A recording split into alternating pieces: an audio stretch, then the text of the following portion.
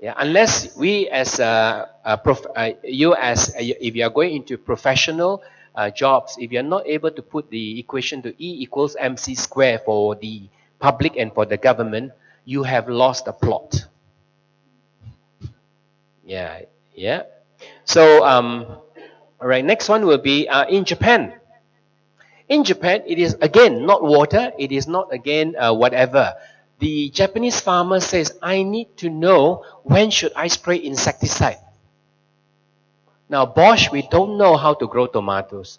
We know nuts about this. So we talked to the university, to the PhD, to the researcher, to the agronomist. We said, what is really the pain point for the farmers there? It is not water, it is not sun. It is actually when should I spray insecticide? Don't you know? Yeah. For a long time, if they spray insecticide too soon, the worm has not. But if it is too late, the worm has already gone into tomato. And they don't know if the worm has gone in because the wound closes. Then when everything is grown, they put it in and send to the wholesale market. The wholesale market will test it. They will just cut and see. And you know what they see? The worm saying hi. And the whole basket is rejected. The whole batch is rejected. They spend all the time growing and then it is rejected. Because once they cut it, they can see black center. And they may cut 3 or 4 and that's sampling for the whole thing. And the whole shipment is rejected. So you can imagine the economic loss of having grown those. So now that we know that, when we work with the agronomist and the researcher, we said, what is your problem? They told us if they can measure humidity, temperatures, solar radiation, and CO2, all this combined together comes to a certain formula that will create population of what they call it, there is a word for it, yeah, the growth of bugs at that stage. That is when you need to arrest it. So the farmers now on their mobile phone, in their location, they said, tomorrow, the next 3 days is the time for you to spray. So the farmer does nothing, until he gets a prompt on his mobile phone. I'm to spray the next 2 days. Now the farmers themselves came back and said there's a 92% reliability. We're trying to increase this to 100%. We just started this program 3 years ago. Immediately the farmers took it up. And again, these are subscription. The farmers don't have to buy sensors. We provide them the sensors.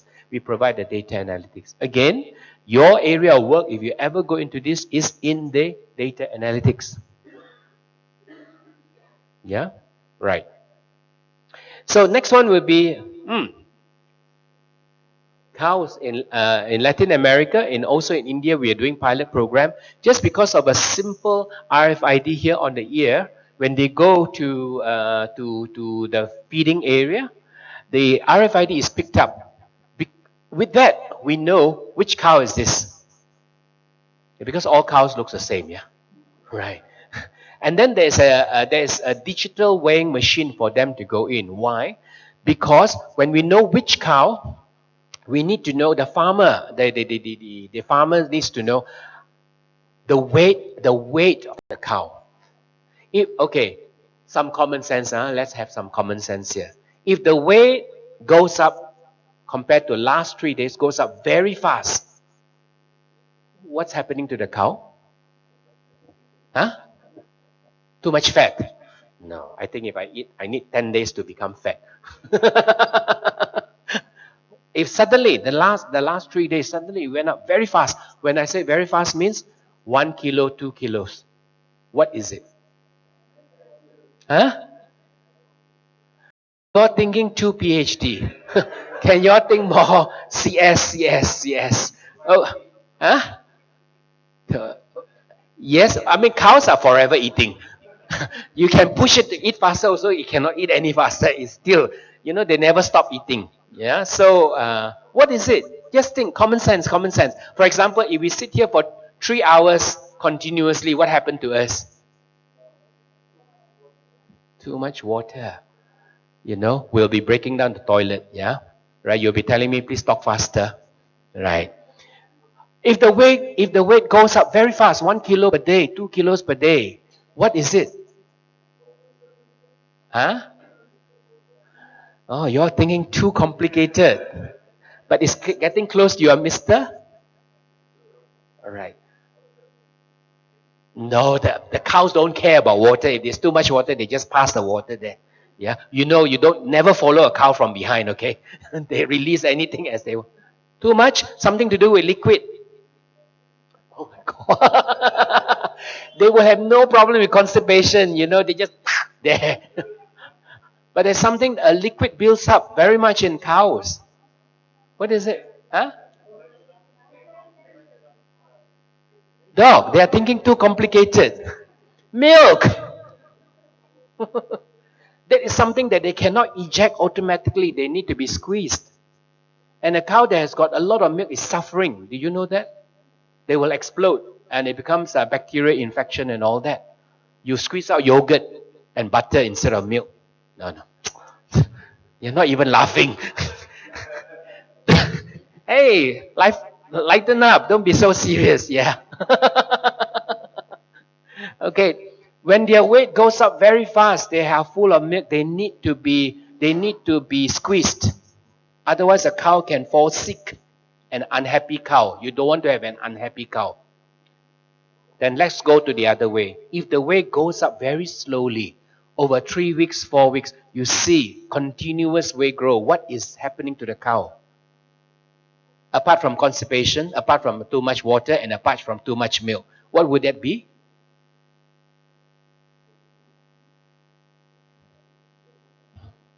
Weight is going up gradually. Guys, I like to tell you, I've said this thing to 50 conferences now. Most people can have the right answer, and then I found out why they're not thinking too complicated. When the weight is going up gradually over the last 2 weeks, huh? Huh? Pregnant? I know, guys, you will never be pregnant, but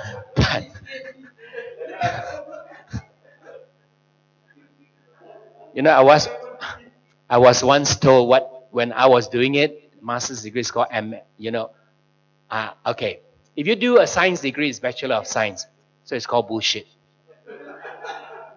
You spend 2 more years and you start thinking something that's called MS, more shit. When you got too much of it, you get a PhD, it's called permanent head damage. All right. Please don't come to that stage, okay? Because when you go down to the industry, you have to have common sense. Please, I almost am begging you because I just came out from another big conference, and there was one from okay, I can specifically tell you from University Malaya, a professor that spoke it. He completely lost the crowd, completely, and he was talking about Industrial 4.0, completely lost. And you know it when people are talking themselves and not listening. Okay, so yes, when the weight goes up gradually, it's pregnant, and if it's pregnant, the veterinary must attend to that cow to make sure that the calf is well taken care with medicine and hormones and things like that to make it grow. Next, okay, this one you better get it right, otherwise we can just finish this talk and I will leave. If the weight goes down suddenly, what's happening to the cow? Sick. It needs to be attended to. Right? That's it. All that the farmer and the vet and the business owner needs to know, the weight of the cow. And then when he goes there, he needs to know which cow. Right. Now with a single sensor RFID on your mobile phone, you can key to the sensor and know which is cow. You don't call them because cows don't listen to you. They're stubborn, okay? So you know, okay, it's pointing to you there, that cow, and then you go there to get it. Of course, that is in a manual way, but the automated way could be that once it weighs this cow, automatically there is already data that says this cow is falling its weight too much. A gate can be opened for it to go inside there, and the gate can close back. That is simple automation. Of course, that's the next step, yeah? Right. Sell the cow. It's neither growing calf and not giving milk. Why keep the cow? He has to ask me that. All right. Okay, now in India, we are doing a pilot project now very successfully. Now, India is not a big palm oil industry, yeah? That's why they need to import palm oil from Malaysia. Malaysia, Indonesia, Nigeria are very big. So if you put Malaysia and Indonesia and Thailand together, it's probably about 80% of world grown place. So, and when the land is so big, you can't even put sensors. You know why? Number one, when you put sensors, you need to put power. You need to power it up with solar. You need to have batteries. You need all kind of things. And the next thing, what happened to this thing that you set up? Missing. Well, that is why I call CS, common sense, which you can never learn in any university. Yeah, we are now down to earth. Yeah. I like you. All right. And the place is so big. Next, even if you can put up sensors, it has a problem. It's called connectivity. Many places in Malaysia and including India or China has no connectivity because the place is just too big. Too big. Yeah. So what Bosch has done, it has even gone up to satellites. Now, satellites, there are already a lot of satellites up there. These satellites are what we call passive satellite. Right. But in the last years, Bosch has collaborated with researchers in Israel to do active satellite. Active satellite means even when you have very thick clouds, it sees below the clouds. Yeah. It sees the cloud and calibrated to some sensors on the ground. It knows what is happening to the soil in that location as it flies over. So Bosch don't make satellite. We just hitch on some satellite. It is rather the software and some basic sensors somewhere just for calibration purpose. Yeah. And so what we did was, in this part of India, for example, we can tell the hotspot because the ground temperature affects the growth of the palm oil. The temperature and humidity, especially humidity on the ground, affects diseases on the palm oil, the palm tree. Yeah. And who needs to know this more? Is it the farmer or is the plantation owner? Actually, no. It's actually the government. The government needs to know this because if really that particular plot has disease, the government has to step in to do what? Chop off everything to contain the epidemic. Right? So in this case, it's not just the farmer, it's actually the government. So you see, Industrial 4.0 is not just for commercial purpose. Now it has got a social development, social protection purpose. Because when you're growing palm oil, it's the economy of the state and the government of the country. So Industrial 4.0, as you have often heard the word, is called disruptor. It is called a leveler. It is also called, it's another word for Industrial 4.0. One key factor of, one key pillar of it is called digitalization. So you have heard digital. And you are also digital users. Okay? Right. So they need temperature on ambience, in the tree and in the ground. Right? They need to know that the water. When you combine things together, it can calculate the acidity of the place. These are all very important. Right? Now, look at this. Now we go to manufacturing. Yep. How many of you have gone into factories? In Malaysia or in India? Do they look very orderly? I'm not talking about electronics factory. I'm talking factories in general. Do they look very orderly? No. Okay. Now, the real Industrial 4.0 plant, you will find when it's properly practiced, inventory goes down a lot.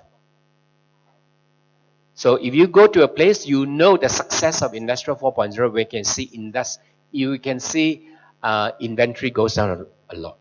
Yeah. You will also see equipment reduces a lot. And you will also see people reduces a lot. And the floor space also reduces a lot. And the emission is also reduced a lot. So these are all the key KPIs. These are all the effects of Industrial 4.0. Now, when you like it or not, your life is either going to be a user or applicator or producer of Industrial 4.0. If you're not in it, your prospect is not very bright.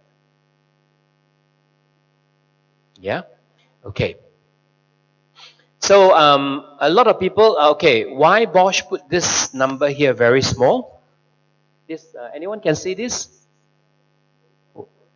Wow, I'm impressed. Okay. This industrial one, Bosch do not, never, we never use this word industrial 4.0 or IR4. It was not a Bosch word. If you Google it, you will find that people said that Bosch started industrial 4.0 in 1994. We didn't call it. Industrial 4.0 was coined by World Economic Forum in year 2011 by the CEO of World Economic Forum. He coined it Industrial 4.0. We never call it like that. We just call productivity gain, improvement in every aspect. Every aspect means quality, reduction of emission, increase of output, price cost reduction, and things like that. So one single word is called productivity. Yep. So in the 1800s, it was mechanization. Then it went to electrification when electrics was discovered and conveyor. Then it went into robotics, yeah. So which people call is industry, yeah. What is industrial for? Most of the time you see in social media, in media, in all kind of media. What is the icon that is always used for industrial 4.0? Always, without fail. It's a. I'll give you a clue. It's a hardware. Huh? Yes. Some more? Yeah. Because this icon is going to stick in people's mind. And if it is in your mind, please take it out. You're right? Oops. It's always robot. But in Bosch, this is robot here. There is no robots here. Industrial 4.0 for Bosch is always the human, the person. He is the one that manages hardware, connectivity, data, and equipments and hardware. This data and the cloud, yeah, this icon, please keep it in your mind that Industrial 4.0 is by human, for human, and for the good of human. Please keep this in mind. It is not robots. But if you insist to have robots, please see me. We also sell robots. Take my cards afterward, yeah? All right. Please keep this in your mind, yeah? You are going to be handler of data and unbelievably lots of data. Now look at this arrow. This arrow is the rise and the volume of data. So if you are in the business of handling data, whether it's software or data management or cybersecurity of data, you have big business. How many of you would like to stay being in the academics? You know, after you finish your PhD, you want to teach. Because that's what I wanted to be, yeah. Now you have to beat me to go back into teaching. Yeah, right. So if you're in this business, and one country that does this very well now so far is India, Silicon Valley and things like that, in data management, right? So next would be, okay, last year the government appointed Bosch and specifically myself to be the digital,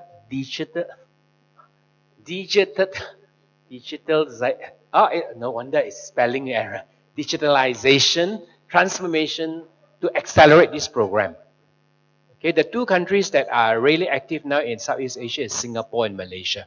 The government is putting a lot of money and effort to make sure the industry become Industrial 4.0. What the government basically mean is these three sectors. So for the next 5 to 10 years, when you go out to the industry, if you work in the industry, from whichever country you come from, whether it's Vietnam, China, or where, it is this three pillar that you need to take care of. If you can find solution and solve the industry problem, you've got good paying jobs. I'm also a career counselor now. Yeah. Helping any plant or government increase productivity. And or, in the case of Malaysia and Singapore, reduce foreign worker. Or increase productivity of worker, even though if they're foreigners. And next, how to grow new business for the company or the country. Okay? Yeah. So these are three, and this is all over the world for Southeast Asia, for Asia. These three pillars, if you can fulfill one or two or three of these pillars, you will be well paid. Right. Okay, after a year and a half, I visited more than 150 factories. Again, I focus on SME because the first I told you that SME is 96% of the industry of most countries. Yeah. In Vietnam, it's almost 99% of the country. Malaysia is 96%. Yeah. So I focus on the SME. And what? All right. Okay. Just imagine these are equipments on the plant, existing equipment, right? This, remember the word, is called the physical word. Your shop floor, your factory floor. This is called the cyber world. So have you heard of this word, cyber physical? Yeah, this is it. Physical means everything that is hardware, everything that's on the shop floor, right? Everything that's on the farm, everything that is at the sea is called the physical world. The cyber world is to do very much with data, right? So data is captured in ERP. Anyone knows what's ERP? Huh? Enterprise resource, what's P? Planning. Yeah, so planning, data. So a lot of company, what is the largest ERP company in the world that makes so much money? And they only started in 1983. SAP. Yeah. And I would foresee in just a short time, China will be very big in ERP. Very, very big. Okay. So then you have got maintenance. A plant always needs maintenance, needs support process. Then you have got cost calculation. You can do everything good. But if you cannot control your cost, end of story. Within 2 to 3 months, you're out of business. Then design. Then there is process improvement and things like that. Then you have all of these things. Now, I have a question for you. For those who are not going to do academic teaching when you do your PhD, does any of this sound sexy to you? If none of this sounds sexy to you, well, unless you're very rich, you don't need a job. Yeah. So all of this is what it is in the industry. If you can even fit into 2 or 3 of these, you'll be making big bucks. Yeah. So ultimately, presently, all industry, all over Southeast Asia and Asia, including even the high volume China, is facing this problem.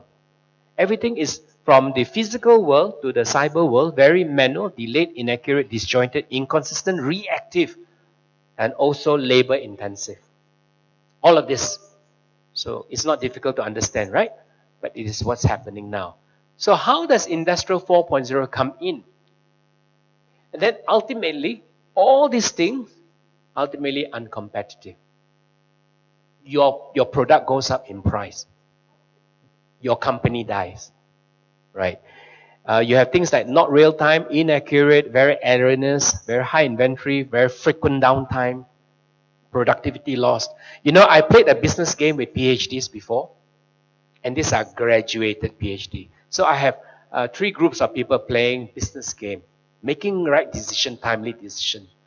And I gave them a startup capital for each of this group.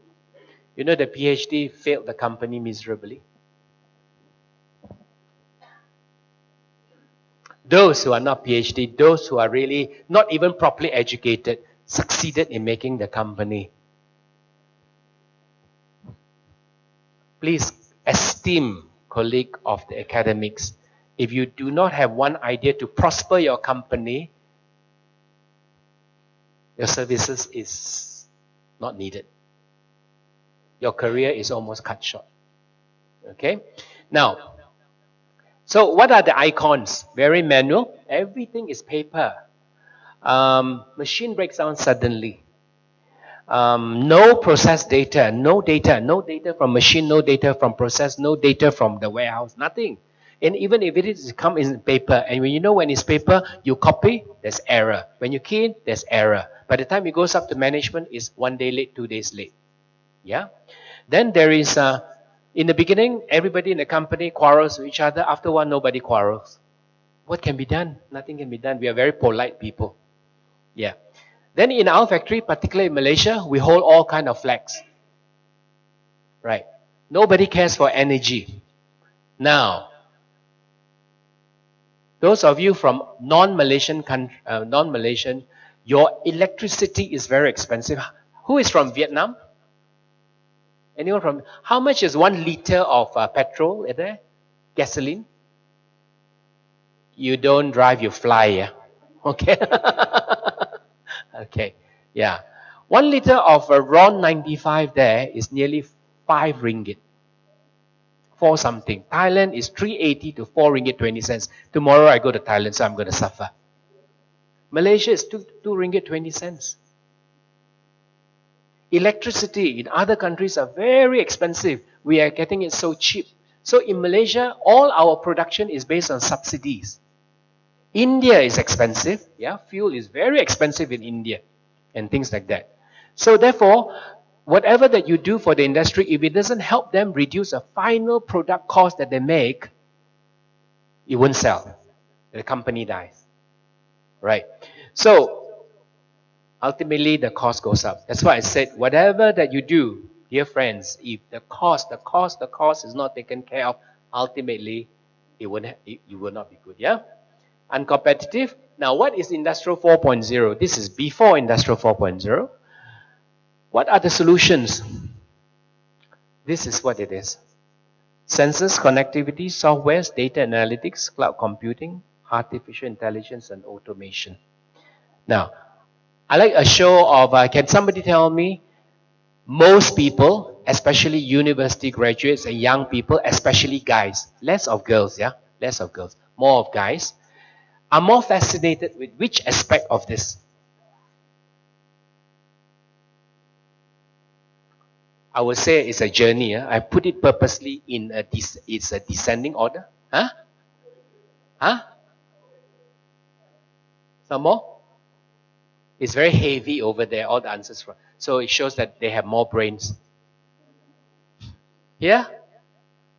Guys especially loves this, and they think that this is the solution for the plant. Huh? Data, artificial intelligence. Yeah. Okay, you're right. Most guys, no matter what faculty they come from, they like automation. Everything to do with robot, drones, AGVs, and things like that. Because they are toys. They can see things move. Now, and of this, which one is the hardest, by the way? Of this, which one is the hardest? Data analytics is the hardest. Why is the hardest? Yeah, because it's invisible. It's invisible and lots of data. Right? So now, a lot of people think automation is a solution. Remember, you saw the oysters? Yeah? You saw the cows? You saw the sugar cane and the palm oil? What hardware are we talking about? It's everything to do with sensors and data. Right. Malaysia is not even here. I leave you to imagine what other countries in Southeast Asia. We're not even at this point. But at least we are starting the journey. That's very important. Because this journey is long. How long is this journey? This journey is 5 to 10, 15 years. I mean, Bosch, we have already done it for 26 years. Okay, that's why we have become great. The company has become great as it is today. All right? So, therefore, what I'm also trying to encourage you, if you go out to the industry in whichever sector, whether it is in manufacturing or non-manufacturing, there's plenty of opportunity. It's a matter of where do you want to fit in. And I find that even with my master's degree, when I came back, it was more a stumbling stone for me than a thing. I have a double master's now in engineering, also MBA, but I'm underpaid. It's not true. One thing that it helps me very much is to think like an entrepreneur. The moment I think like an entrepreneur, I am very successful. And now that I've just retired, I'm telling you that formula works. You have to think like an entrepreneur. You have to think for the company. Yeah? Next will be, ultimately, surprisingly, One of its benefits is called life balance. May I know how many of you have gone out to work before you did your PhD? Oh, all of you are fresh from the oven, is it? Okay, now guys, those of you who have gone out to work, you know how hard it is, yeah? You go home Saturday, Sunday, people still call you and you're thinking about what's happening in the plant, you know, hell can break loose and things like that. The sense of fear. You know the Germans? You know how many holidays they take? I told them, you Germans are very religious. They said, no, no, no, we are not religious. I said, yeah, you're very religious about taking your holidays. In August, they take 1 month holiday. This is Europe, huh? In 1 month. Christmas 1 week, Easter 1 week. And all in between somewhere, they take a lot of leaves. After 6 p.m., the manager tells them you must go home because it's against the law to work after 6 p.m. I never see my boss telling me that. How did Germany become a number 4 largest economy in the world when they take so many holidays? Huh? Productivity. Productivity. Yeah. Because when they are working, if the big equipment is going to break down 2 weeks from now, they already know. This is what we call predictive maintenance. That equipment will send signal to his mobile phone by saying, please watch the bearing of this machine. Plan for a downtime repair. So he can plan it. He can plan ahead. And the downtime might only take, I give you one example. I was doing a project for a government thing. The pumps, I've never seen pumps that big as an engineer. 4-story tall. And if I'm good, the width of maybe 6 of me got to hold around the pump. So it's like a turbine, yeah? It's to clean up dirty things that we produce. And so when I ask a person, what happened when this breaks down? He says, it breaks down, it takes nearly 6 months to repair it. Oh, really? So why is 6 months? He says, no, we got to order for the thing, we got to order for the spare part, we have to have internal requisition, by the time it comes. So I said, how much is the repair? He said, 750,000 ringgit. And I said, in that 6 months, what happened? You are not processing all the sewerage. He says, yeah, that's why we buy another pump. I said, how much is the pump? 4 million. So you got 2 pumps, and you're using many more pumps like this. You know, in engineering, you know what we call this philosophy? It's called redundancy. You have one more. Wow, sorry, Industrial 4.0 is not this thinking. Industrial 4.0 is this very pump that you have, you will know when it breaks down 4 weeks before it happens, 2 months before it happens. And that will give you enough time to plan. And you also know what is causing it to break down. That's when AI kicks in. It could be the shaft, it could be the bearing, it could be a voltage shock, it could be overloading. All kind of things, yeah? But it will tell you, AI kicks in and tells you what is causing it to break down. So when I said to him, if you know when it breaks down, yeah, how much is the repair? He said 50,000. And I said, how fast is it? 3 days. I said, why so fast? Oh, because then I can plan and put in the order, the bosses sign it, then the parts will fly in, you know, just on time. I can schedule a downtime. I can inform the public that we're going to shut down for half a day. This is IoT. This is Industrial 4.0. 50,000, 3 days, again 6 months, 750,000. Yep. So whatever that you do in your work when you go outside, if it doesn't achieve this kind of productivity, you are not there. Right? And I think I wouldn't be invited to speak to you anymore because I'm pretty straightforward, yeah. All right. Okay, I'm going to finish very soon. Okay, now guys, although you may not have been in the industry, I'm sharing with you the experience of the last 1.5 years, over 150 factories. It is in the respective country that you come from, same problem. Just tell me which one do you think is a problem that's affecting the market. A lot of things are manually input. Machine breaks down suddenly. Lack of useful data of the machine, condition of the machine and things like that. Energy utilization, whether it's energy or gas or steam or whatever. And quality inspection, you know, when somebody tells you, I inspect the thing 3 times, is that efficient? You're supposed to feel good, right? The product has been inspected 3 times. but inspector all the time wrong. Right. Next will be no active visualization. I'm sure you've gone into plants where they make beautiful graphs on the wall. Does anyone go there to see those graphs? No. Right? As PhDs, you are most probably likely to produce very nice graphs and theses and formulas, but I promise you nobody looks at them. It's for self-gratification, yeah? Next will be inventory management and no connectivity to ERP. Again, the word ERP is the cyber world, your physical world. The physical world is not connected to the cyber world. The only connection might be manual data input, right?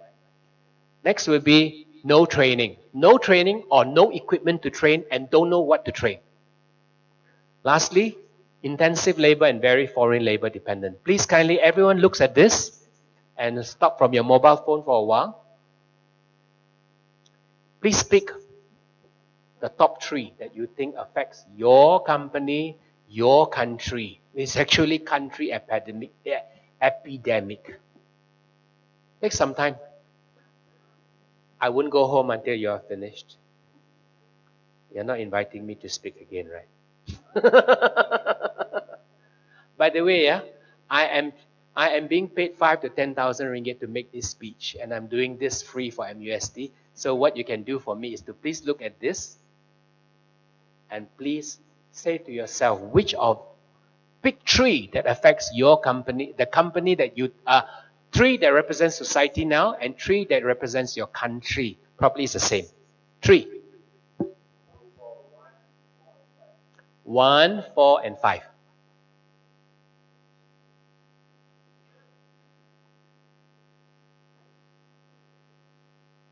Please. 1, 2, 4. Okay?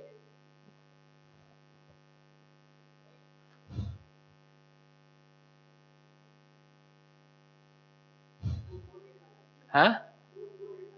2, 4, 8, 9.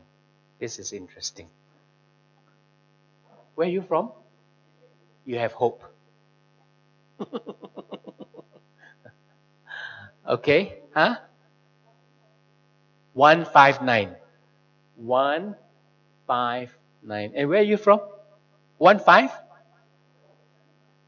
This is, oh, okay.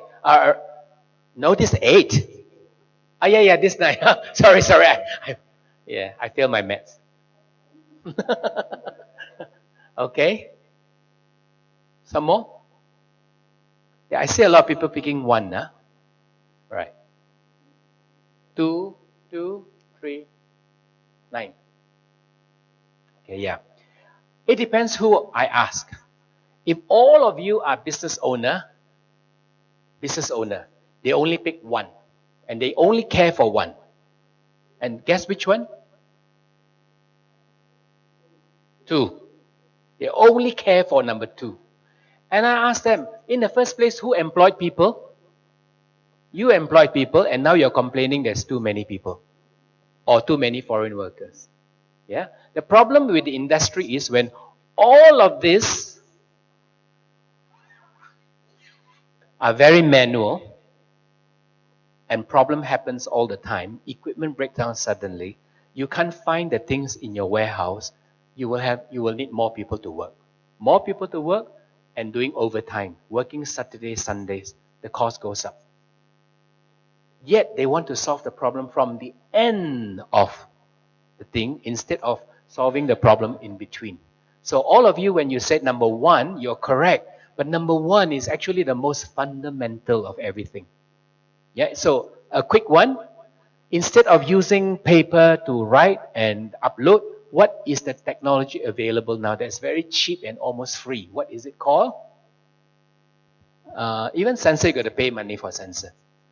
Huh? QR code. You can print it out yourself, right? You can generate yourself. Do you know how many people are using QR code in the industry? They have never even heard of it. Have you heard of QR code? Yeah. And then the next one, even cheaper. What is it? Actually, QR code is very cheap because you can use your mobile phone. Yeah. The other one is now not so effective. Is barcode, right? And next one, which neither you don't need to even scan, you don't even need your mobile phone to capture it. You can capture it from anywhere inside the plant. What is it called? Huh? Yeah, it's an app, but it's an app that processes it. But what is this sensor that is almost free? Some of you have on your front headlight. Huh? Good. Are you in the teaching? Are you in good guy? Yeah? RFID. RFID now is becoming cheap from anywhere you are inside the plant. You know where the tool is located, where the product is located, where's the pallet located, including where's the person. How do you do that? You make him swallow the RFID, yeah? Huh? The wearable, yeah. It could be their name tag has got the RFID in there. It picks it up. And why do you do that? Apart from tracking where they are, it's also for their safety, especially in oil and gas. You need to know where the people are at any one time. Yeah. So therefore, when you go out to the industry, these problems are waiting for you. So I've got a feeling none of you are going to go out in the industry, right? Yeah. These problems are waiting for you to go out to solve. And I like to ask a question. Do these problems look simple to solve? Huh? Are these problems simple to solve? Yes. The answer is simple to solve.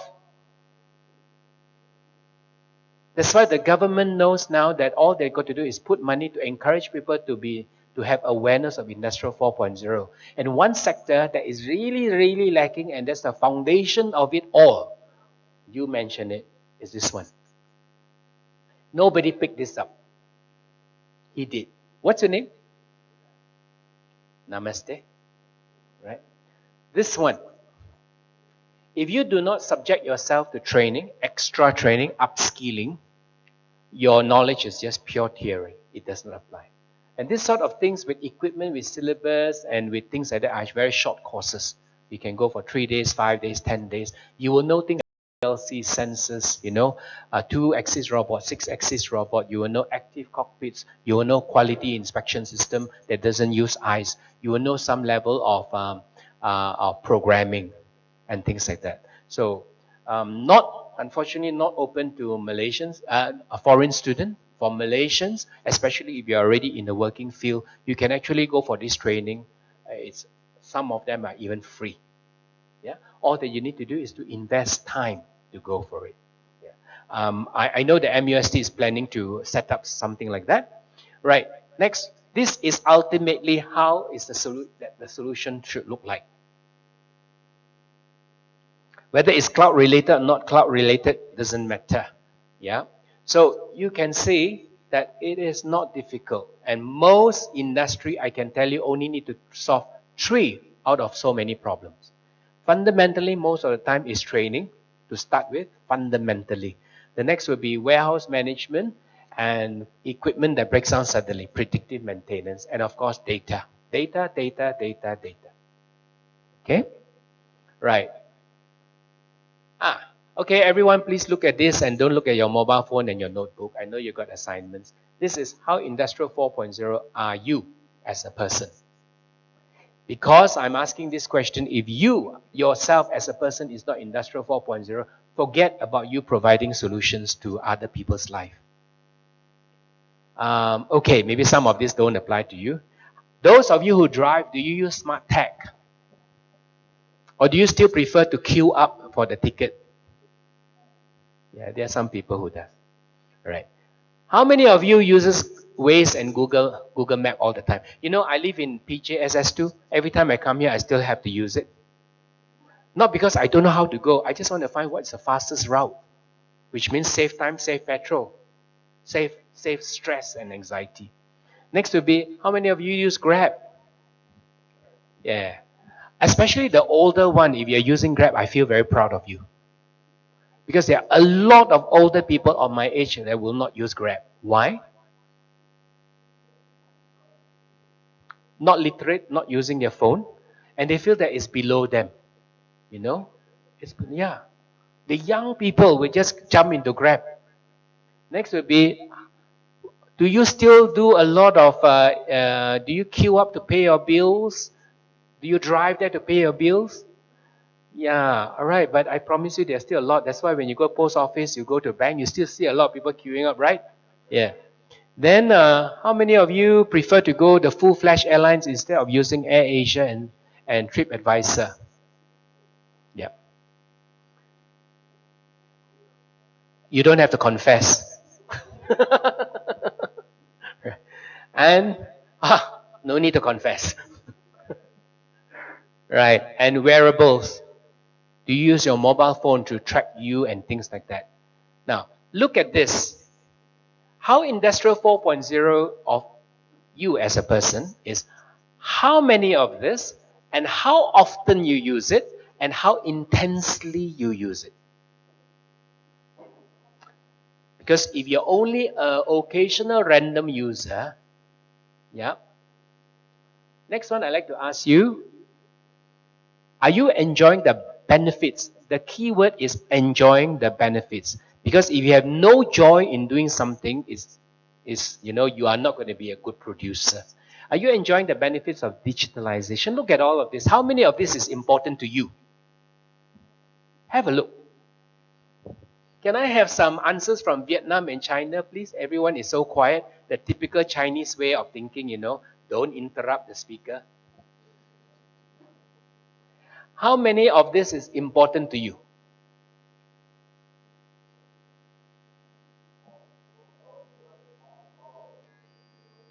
Yeah, I'm asking an obvious question, yeah. Are some more important than others? Yeah. All are important and all actually have some equal weight. Yeah. So if you even say one is not important, that is not Industrial 4.0. Industrial 4.0 is all of this. And first thing first, before you even think about your company and your town and your state and your country, this is the one that you must care for. You and your family. If you and your family cannot enjoy the benefits of Industrial 4.0, if I am the owner of the company, I won't employ you. Because if you're not enjoying the benefits, you cannot create the benefits of how can you possibly create it for your company. Yeah? So, okay, training and upskilling, what I told you just now, these are the 4 areas that all graduates can go in and plenty of business and plenty of jobs await you. Anything to do with digitalization, lean manufacturing, to be a system integrator and automation, plenty. You cannot even, one person cannot even specialize 4. You probably might end up only in 2. But if you can do all 4, you're going to be the new rich man of India. Okay? This is what we call connectivity using sensors, PLCs. It measures all the data. Yeah. So this is your physical world. This is your cyber world. See, a single cockpit, active, very active. Everything is connected to it. No more paper. Well, people talk about paperless, but we are not just merely talking about paperless. We are talking about dynamic data, where at any time the data is real time and real. We're so used to fake, yeah? This is real time and real. Yeah, and when people have real time data, accurate data, processed data, and analyze data, people make the right decision. Now, you are going to be producer of this data. You are going to be the analyzer of this data in whichever way you are. Right. These are the equipments already existing in Malaysia. This for Malaysians, you are entitled for free training in these next 2 months. Yeah, but you have got to go to Kedah, right? So this equipment is what the German government uses to train everybody in Germany for Industrial 4.0. Once you're trained on this equipment, you are now standardized. You will understand every aspect of Industrial 4.0. It's a simple equipment. Maximum training 2 weeks, minimum exposure 3 days. Okay, presently for Malaysian, it is free. You should subscribe it. And how do you subscribe it? Will be this program here. Yeah, you can actually. I'm going to give you the VR code. And I spoke to Prof. It is this equipment you cannot be trained here unless they have it here. But this is now in Kedah. All right.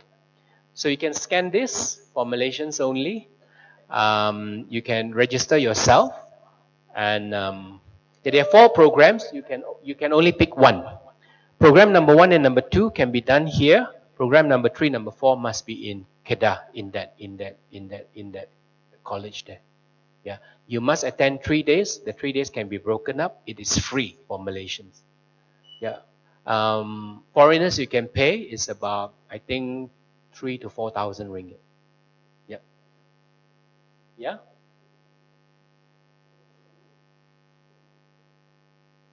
Yeah, these are automation. Yeah, I won't go into detail. Thank you.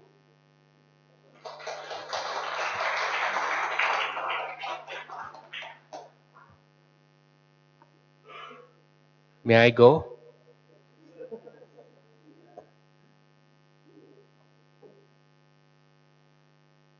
Thank you, Mr. Royce Tan, for the fruitful sharing.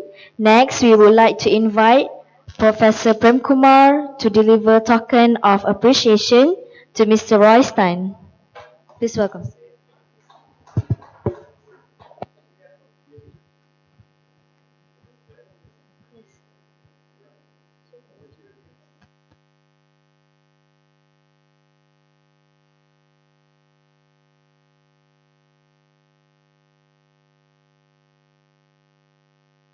Let's have some Q&A. Yep.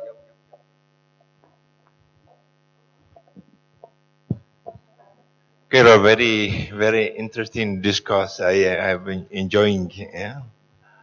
Okay, I'm just my question is not directly into the integrity of the subject matter, more on the perception, more on philosophical aspect. Where there is also another view, which is looking at the whole ecosystem seem to be less humanizing. For instance, with all the mechanization, robotic, even the choppers of the sugarcane now, they lost their job. The people who are supposed to spray their vegetables, lost and all that. Some even say that not only less humanizing, but even dehumanizing. And of course, you did mention in some of your slides, there's also role of the human in the process and all that. What do you think to this sort of perception? Yeah.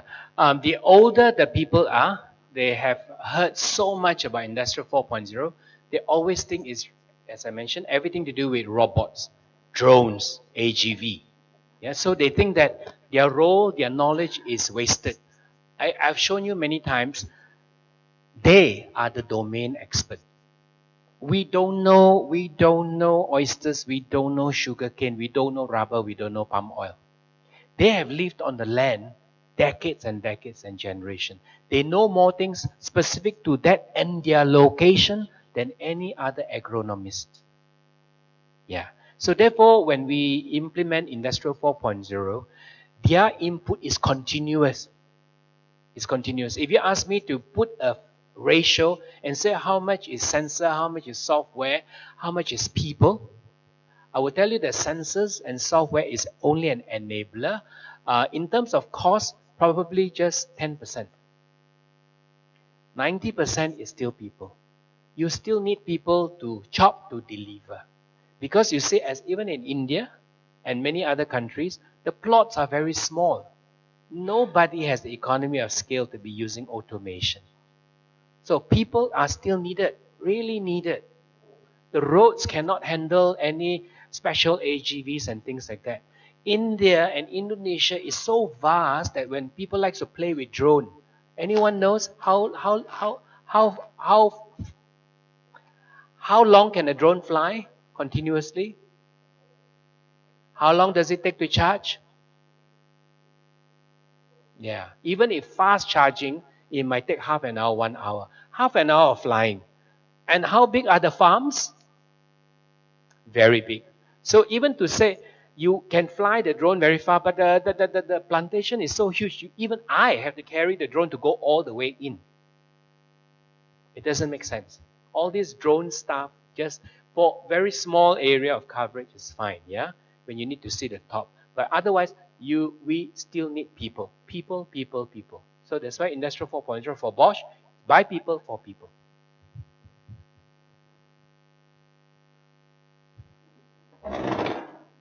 I only take easy questions. Okay, The Mr. hard Roy, one- thank you very much for all the talk about the Industrial 4.0, and your talk are the clearest and easier to understand and very down to earth, very practical. And I'm like not common paid. people and common sense. And I'm not paid. Okay, you're paid by the knowledge. No, my son is doing a final years in ME and very interested in IA, even though he is now in the class, but he follow your live YouTube. Then he say Wow. more beneficial. Yeah, something to her. Okay, just check. Just how you're talking about the agriculture side. You're helping India, Japan, China. But what happened to Malaysia? Any project specially carried out for Malaysia agriculture? Thank you. Am I recorded here? I'm worried because he said his son is watching live somewhere. Okay. Yes, there are some companies that are very active in this Industrial 4.0 driving it. Yeah, I would say presently, after the new government came in, they became very active already. They're very actively. I'm already being invited to the rubber research to give them the talk on how to go on this journey. I'm already, as you say, in just a short 1.5 years, I after being appointed by the government to be not a consultant but a digital transformation lab, I was very active. Probably Bosch and myself was the most active because they also have other partners, but many of them are theoretical. Yeah. So to answer you, agriculture is big in Malaysia. I have a lot of hope in solving its problem because you can see the problems are simple and elegant. No drone, no robots, no big deal, and cheap. You know, I'm renovating my house right now. So I told the contractor I want everything 3M. Everything. Paint, windows, tiles, 3M. And he said to me, but 3M don't make paint and windows. I said, yeah, in Malay it's murah, murah, murah. Yeah, because Industrial 4.0, if anyone tells you that Industrial 4.0 in after implementation is expensive, it's wrong solution. Ultimately, the KPI is cost reduction, productivity increase. Yeah.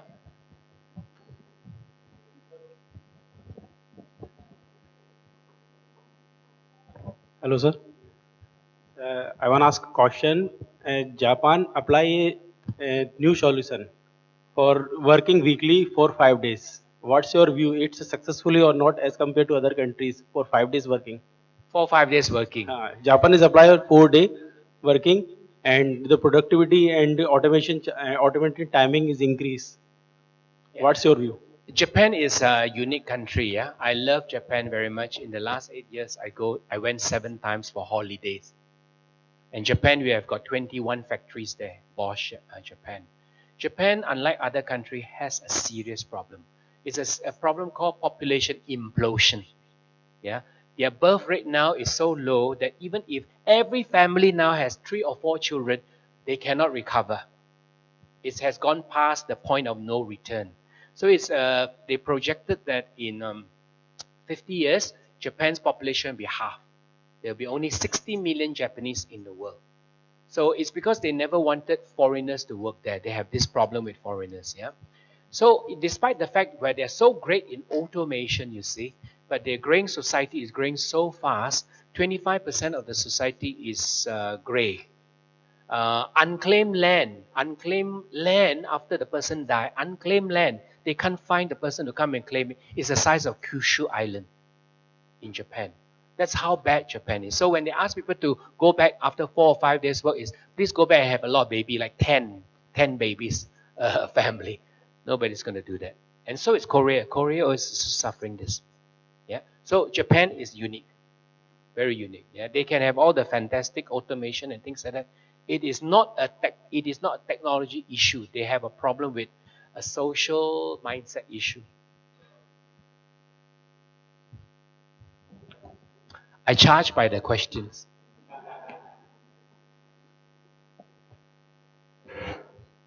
Hi, I'd like to check Industrial Revolution 4. Malaysia is currently moving towards that, and government is actually very engaged into this. Based on your view, what are the Malaysian fresh graduate lack of? As you can see now, that basically you may find that, hey, yes, government wanted to be in. However, whatever that we are producing maybe is still very theoretical, and whatever that they produce may not fit into this particular industrial revolution 4. If you can share with us, what should the university do, and what are the, as you can see now, what are the fresh graduate lack of? Thank you. This box here, over here, the last one, yeah, on training, is shockingly lacking, right? Universities, either they don't know, or they are confused, or they really mixed it up big time, and they have not allocated the budget to even equip themselves. I'm talking about government universities, right? Government universities are always, in any society in the world, are always lagging from the real society. They might be lagging 3, 4, 5 years behind. Yeah. The other problem that for them is that I've also listened a lot from a lot of consultants who don't run factories, who don't own factories, are very theoretical desktop consultant. Yeah, and I'm sure by now you have heard about the 11 pillars of Industrial 4.0. Have you heard about 11 pillars? I decided not to start with that because I'm so afraid that when you walk out of this door, that you think that is Industrial 4.0.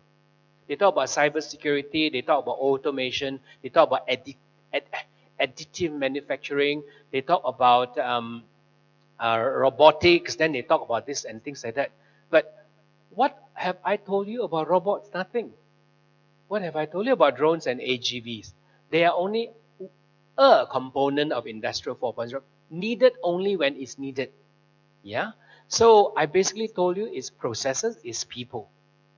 It's sensors, it's data analytics, that's the big deal. So this part here where I show you the box here is badly lacking in government, university, and private.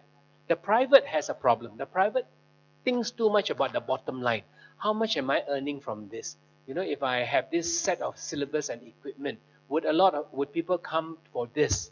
So they think too much about the bottom line. The government universities don't, but they don't know what to apply. They have not planned for it. Surprisingly now, I've completely abandoned both of them. I went for the skill training center. That's why the first lighthouse is in Kedah. So yeah, you are most welcome to go there to get yourself upskilled. So yes, to answer you, they are clear. Remember I told you the equipment? The German government used that to train everybody in Germany on that equipment. And that equipment, I'm happy to tell you, the first unit is in Kedah, of all places, not even in a university. Yeah, of course now the university are rushing to be equipped. Yep, all right. And next question. No question from here. Okay, they know the subject well. All right, thank you, Mr. Royce Tan. So I would like to invite Mr. Prem Kumar to give a token of appreciation to Mr. Royce Tan.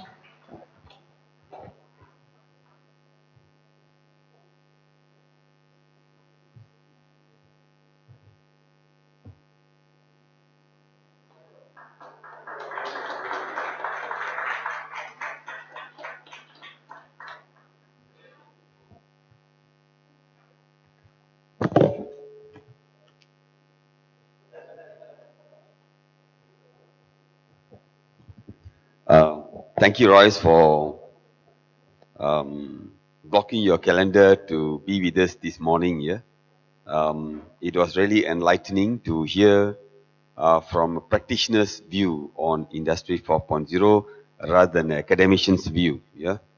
I'd just like to add on to what Royce has mentioned just now and to the question raised by Dr. Kamal with regards to when you go so much into Industry 4.0, are you going to lose the human side of it, or job losses and all? Because you saw one of the graph there, productivity out of the 7 people, 3 are chopped or 2 are chopped, right? So in my view, there's no such thing as reduction of employees in organization. All it has to take is to redefine jobs. Jobs has to be redefined. Example, with Industry 4.0, you will have crowdfunding. So you need someone with crowdfunding specialist. And then you data, right? So you need someone with a title called data scientist. Drone. You need someone with a title drone pilot. So you see, jobs will have to be redefined. So redefined jobs means you have to go back again to school. I mean, not real school. I mean, some trainings, reskill, retool yourself. Then you'll find that you are still relevant in Industry 4.0. If you don't reskill, you don't retool yourself, then you'll find you're out of place. So please remember, Industry 4.0 is not here to take away the human side of it. It is jobs that will have to be redefined. Like how education is being redefined, jobs will have to be redefined. I can keep on telling you many more titles of the positions that are going to be created in Industry 4.0. Yeah. So once again, thank you, Royce, for being with us, and I hope that Royce sharing was very informative for all of us, and he has also not just enlightened us on Industry 4.0, he has also opened up windows for us to further explore the opportunities specifically for those Malaysians. And of course, we're also going to open for international participants. Yeah, we'll look for ways and means how to do it. Yeah, thank you.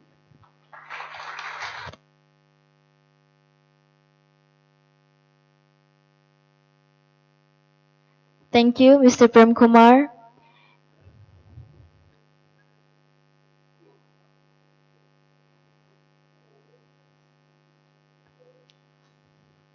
For the next session, the attenders are welcome for a quick tea break. The next session will start after the tea break at 11:55. Thank you.